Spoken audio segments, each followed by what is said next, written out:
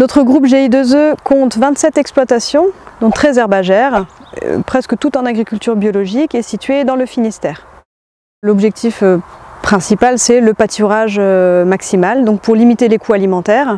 Nous avons également l'objectif d'augmenter notre autonomie, tant sur le plan des ressources que sur le plan des décisions, d'améliorer notre impact environnemental et finalement d'avoir une organisation du travail compatible avec une vie sociale de qualité. Nous sommes aujourd'hui 17 jeunes installés dans ce groupe, donc c'est un groupe très dynamique.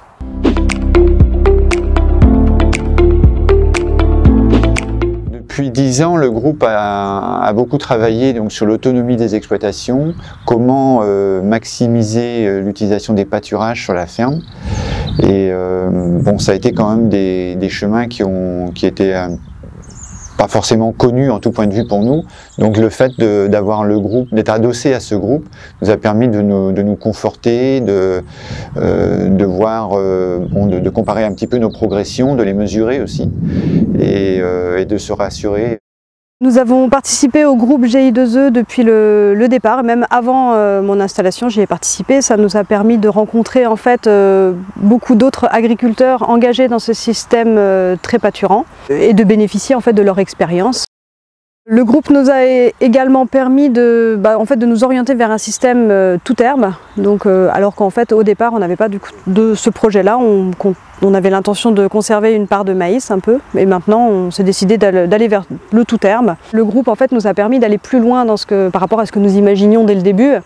Le groupe, c'est une espèce de cellule de veille qui nous a permis de voyager, de rencontrer des gens avec des idées nouvelles, de partager leur expérience, de se les approprier parfois en entier ou par petits bouts, de partager notre expérience, nos expériences avec le groupe, les bonnes comme les mauvaises. Surtout les mauvaises pour ne pas qu'on les reproduise. Et ça permet également d'avancer beaucoup plus vite dans les idées, dans les schémas qu'on met en place.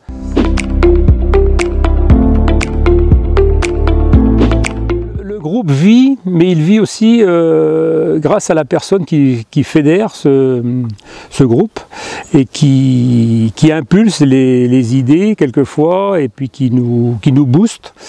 Nous sommes accompagnés par une animatrice, Isabelle, qui, lors de nos échanges, nous laisse beaucoup de temps pour s'exprimer les uns les autres. Elle nous apporte également des apports, des références bibliographiques, donc, ce qui nous donne un support vraiment concret aussi de réflexion. C'est l'esprit de synthèse entre tout le monde, ça permet d'animer et puis de donner rendez-vous aux gens aussi, quoi.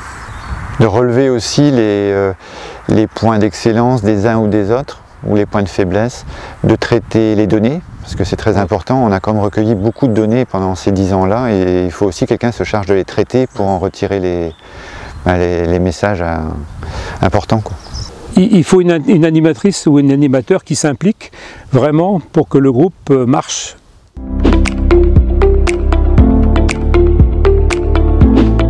Le groupe nous permet d'avoir une bonne ouverture également vers l'extérieur, puisque nous accueillons de temps en temps des groupes sur notre ferme, que ce soit interne au groupe GI2E ou extérieur. Donc par exemple, de temps en temps, nous accueillons des classes d'étudiants en agriculture ou des jeunes qui ont des projets d'installation et qui veulent un peu rencontrer des agriculteurs installés avant de se lancer.